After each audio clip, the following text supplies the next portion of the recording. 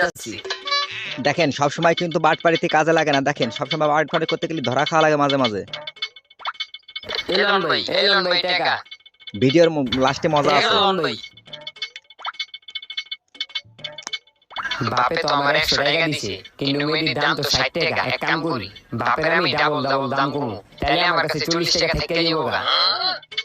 ভিডিওটা যদি ভালো লাগে তাহলে লাইক দিয়ে চ্যানেলটা সাবস্ক্রাইব করে রাখবেন। বাবা, এই যে তরকারি লইছি। তরকারি নিয়ে আইছো বাবা, কোনটা কত নিছে? বাবা, ভেন্ডি হলো 40 টাকা আর টমেটো হলো 60 টাকা, মোট হলো 100 টাকা। হ্যাঁ 100 টাকা নিছে। তুই এডি কার দোকান থেকে লইছো? বাবা, বাজারে যেতে আমার অনেক কষ্ট লাগে। আমি রাস্তায় ভ্যান গাড়ি দেখছি, আমি ভ্যান গাড়ি থেকে এই দুইটা সদাই লই লিছি। হ্যাঁ তুই এটা কি করছ? তুই বাজারে না গিয়া ব্যাংকারিতে সবজি নিয়ে আইছো, যা এডি ফেরত দিয়া তুই টাকা দি লই আয়, তোর বাজার করা লাগবে না। বাবা, এটি তো ফেরত লইব না। এডি না ফেরত নিলে তুই আজকে ঘরে ঢুকতে পারবি না। যা বাবা, এবার মতো মাফ করে দাও বাবা।